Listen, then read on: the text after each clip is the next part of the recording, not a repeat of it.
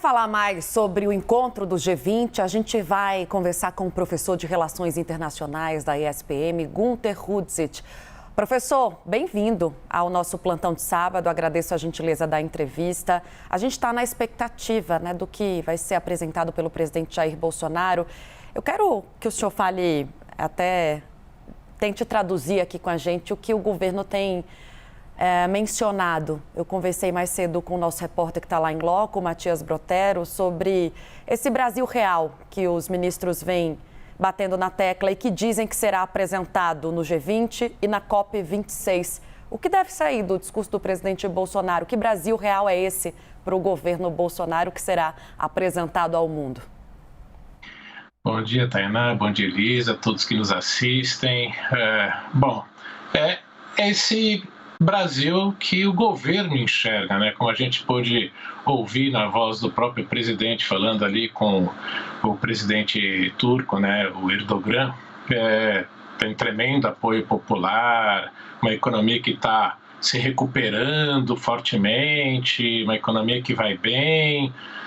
Essa visão do governo parece que não é a visão que os analistas têm, e principalmente que quem vive o dia a dia não está vendo, Então, esse é o grande problema, porque os outros governos têm a noção clara do que está acontecendo aqui.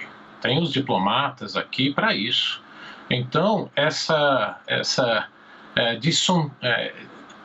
dicotomia entre o que os governos veem aqui e o que os nossos representantes, e principalmente nesse caso o presidente Bolsonaro falando, cria cada vez mais uma imagem negativa do Brasil, reforça isso, principalmente no caso da que vai se dar da COP26, da reunião do clima, porque o Brasil está na contramão do mundo, enquanto que houve uma diminuição nos últimos anos da emissão do gás de efeito estufa, aqui no Brasil houve um aumento de quase 10%.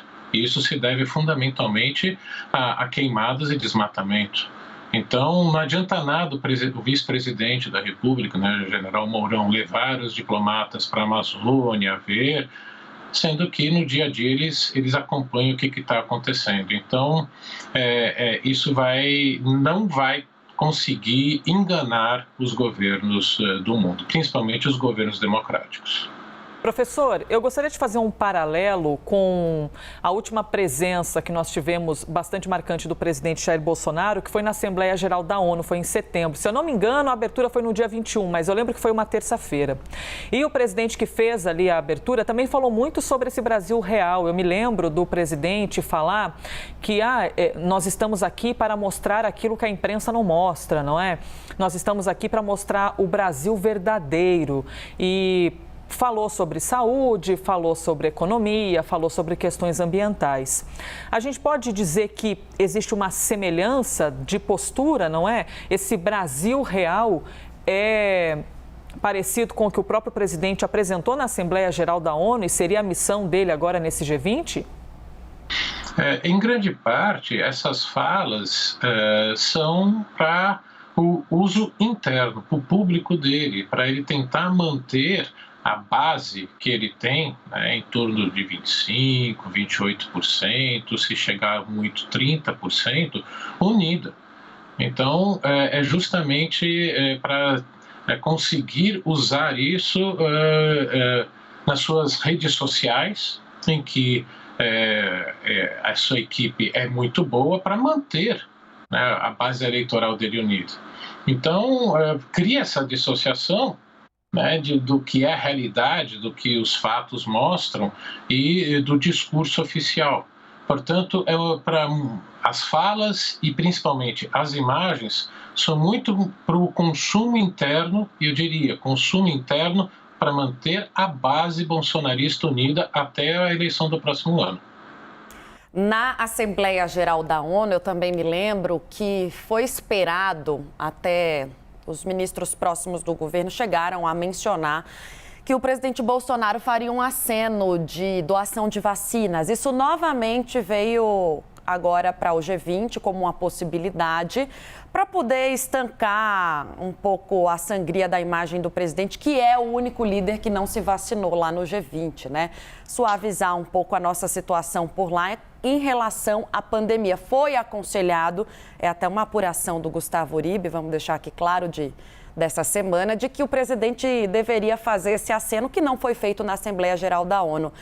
Você acha que isso pode, de fato, melhorar a nossa imagem, a doação de vacinas, um aceno como esse, ainda tendo o presidente lá que não se vacinou, ou não? Não faz muita diferença, professor?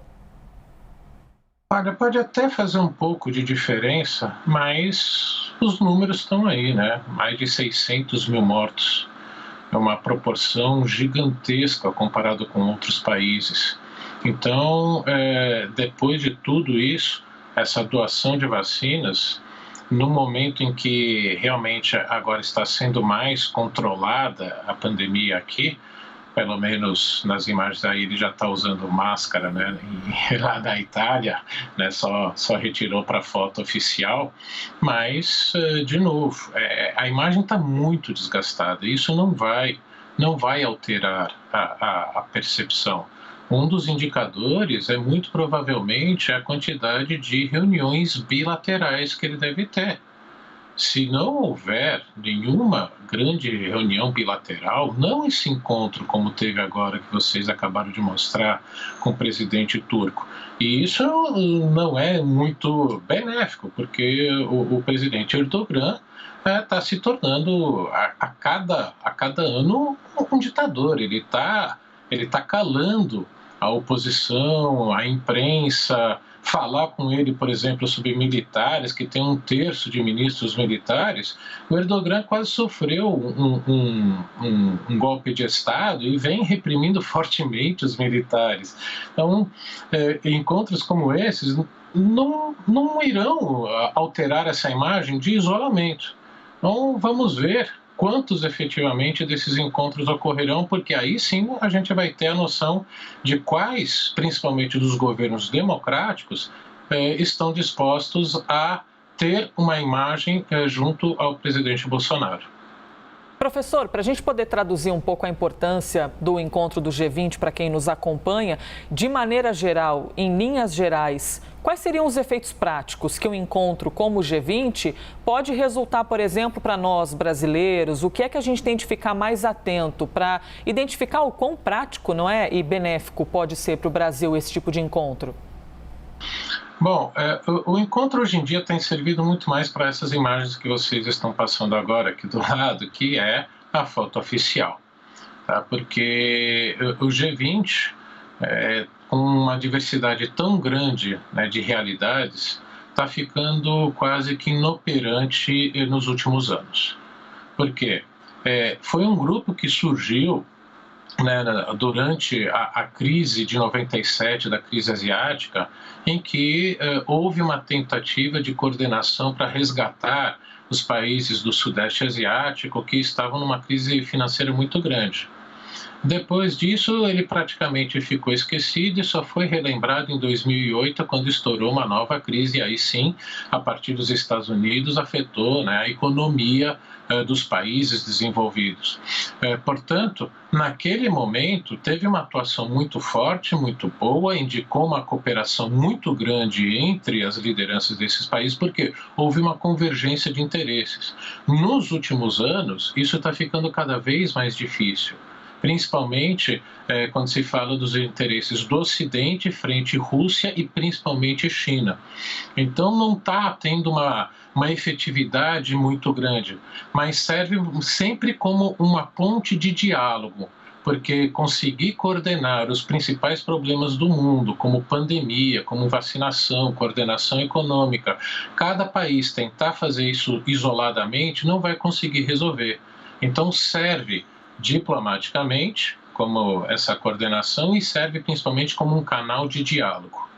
Ô, professor, agora jogando para frente, né? Não tão para frente assim, já estamos quase às vésperas da COP26, também outro evento super aguardado, a conferência que trata especificamente sobre o clima, questões do meio ambiente. O que a gente deve observar na postura do Brasil no G20 para entender como é que a gente vai se comportar e como é que a gente vai ser recebido na COP26? Bom, a primeira coisa é ver o discurso oficial e principalmente agora, né, no G20, tudo aquilo que se refere a clima. Porque o ponto principal que o Brasil está se tornando, infelizmente, né, um isolado, diplomaticamente falando, é justamente desmatamento, aquecimento global, a Amazônia. Tá? Então, a partir desse discurso, a gente vai ter uma ideia do discurso que efetivamente vai ser apresentado na reunião, né, da COP. O grande problema já há um indicador de que o governo brasileiro não espera muita coisa, muita recepção positiva, tanto que o presidente Bolsonaro não vai. Porque, inclusive, o vice-presidente Mourão já disse que ele não vai para não ser apedrejado, ou seja, já existe essa expectativa. E, realmente, em termos de aquecimento global, o Brasil vai ser realmente muito cobrado. E aí não adianta o governo apresentar um plano que vai demandar bilhões, dezenas de bilhões de dólares de ajuda do mundo desenvolvido para preservar a Amazônia, sendo que no passado recente o governo brasileiro desmontou toda a estrutura de preservação ambiental, relegou, não utilizou fundos verdes que já existiam, que estavam disponíveis para o Brasil e que acabou resultando nesse aumento do desmatamento e das queimadas, principalmente na Amazônia. O mundo inteiro sabe disso. Não adianta o governo brasileiro tentar dizer que a imprensa, mas o mundo inteiro sabe o que está acontecendo, até pelas próprias agências governamentais e ONGs deles. Então, vai ser um clima bastante pesado para o Brasil nessa COP. Professor, hoje tem a previsão de, por volta das 4 da tarde, lá em Roma, na Itália, para a gente, ainda finzinho da manhã, uma reunião do Brasil com representantes da OCDE. O senhor poderia traduzir para a gente, por favor, qual o significado de uma reunião como essa e o que exatamente é de relevância e importância para o Brasil que seja tratado nesse encontro? Bom, a OCDE é um grupo dos países considerados desenvolvidos, não necessariamente das maiores economias do mundo, mas aquelas que têm certas práticas econômicas, sociais, governamentais, que são considerados padrões elevados. E por isso mesmo, fazer parte da OCDE significa que você segue esses padrões, significa que você é bem percebido, principalmente pelos investidores estrangeiros. E um dos fatores muito importantes é combate à corrupção. Então, o governo brasileiro, se conseguisse realmente ser aceito na OCDE, seria um passo muito importante para a atração desses investimentos. Contudo, como há uma situação, vamos dizer assim, de tensão entre Brasil e Estados Unidos, entre o presidente Bolsonaro e o presidente Joe Biden, sem uma aprovação fundamentalmente dos Estados Unidos, até mesmo dos países europeus, nós não vamos ser aceitos. Então, há uma série de reflexos diplomáticos e econômicos das posturas tomadas aqui dentro. Uma dessas é a postergação muito grande da aceitação do Brasil na OCDE, sendo que, em termos desses parâmetros, né, econômicos de combate à corrupção, o Brasil já estava à frente de vários outros países e nós fomos deixados para trás. Isso indica que tem esse problema diplomático entre Brasil e governos ocidentais. Pela sua aula aqui, professor, a aula que você está dando para a gente, para os nossos telespectadores, o que a gente está vendo é que não importa muito os esforços que o Brasil vai fazer agora, parece que já ultrapassamos todos os limites, professor. Obrigada pela sua participação no plantão de hoje do CNN Sábado Manhã. Conversamos com o professor de Relações Internacionais da ESPM, Günter Rudzik. Até uma próxima. Eu que agradeço, até a próxima.